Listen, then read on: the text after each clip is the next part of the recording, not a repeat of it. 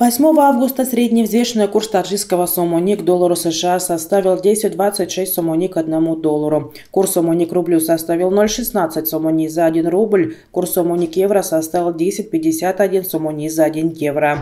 Средние курсы продажи наличной иностранной валюты в кредитных организациях Таджикистана составляет $1 США от 10,26 до 10,26 сомони, 1 евро от 10,51 до 10,55 сомони, 1 российский рубль от 0,1646 до 0,1670 сомони. Мировые цены на нефть в понедельник утром умеренно растут на опасениях дефицита этого вида сырья на рынке. Нефть марки Brent находится на уровне $95-19 за баррель, марки ВТИ на уровне $89.23 за баррель. Стоимость золота в понедельник утром немного снижается на перспективах дальнейшего повышения ставки Федрезервом США и составляет $1788.70 за тройскую унцию. Министр экономического развития и торговли Таджикистана Завки Зода положительно оценивает процесс превращения аграрно-индустриального Таджикистана в индустриально-аграрную страну. За последние годы наблюдается тенденция роста доли промышленности в структуре ВВП республики, сказал министр. Он отметил, что в 2021 году промышленность в структуре ВВП республики составила 18,2%. К 2025 году по расчетам Минэкономразвития и торговли данный показатель достигнет 26%, а к 2030 году – 30%. Такие оптимистические прогнозы министр обосновывает объявлением 2022-2026 годов президентом страны Эмомали Рахмоном пятилеткой развития промышленности. Он подчеркнул, что в рамках этой пятилетки прилагаются усилия для достижения правительственной цели и нужно будет усердно работать в связке с частным сектором. Тенденция показывает, что успешно достигнем поставленной правительством цели, заключил Завки Зода. В марте прошлого года ускоренная индустриализация экономики Таджикистана объявлена 4-й стратегической целью правительства республики.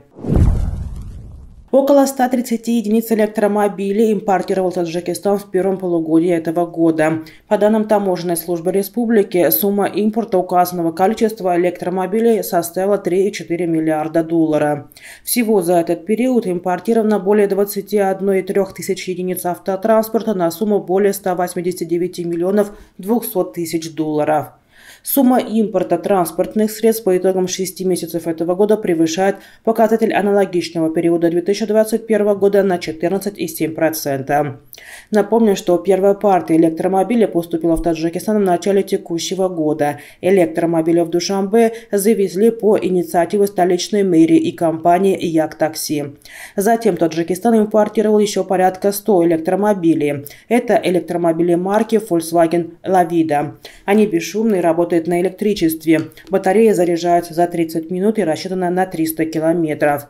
Как отметил заместитель председателя города Душанбе Фирдавс Саид Зода, использование электромобилей и троллейбусов выгодно не только с экономической точки зрения, но и экологической.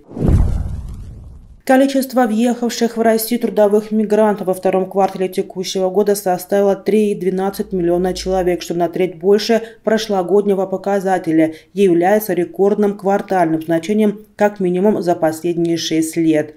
Это следует из материалов аналитической службы аудиторской консалтинговой сети «Финэкспертиза», которая есть в распоряжении агентства ТАСС. Во втором квартале 2022 года на миграционный учет с регистрацией по месту пребывания встали 4,16 миллионов иностранцев. При этом работу в качестве цели приезда указали 3,12 миллионов человек. Это 75%. Это рекордно высокое квартальное значение на весь период доступности статистики с 2017 года, сказано в материалах.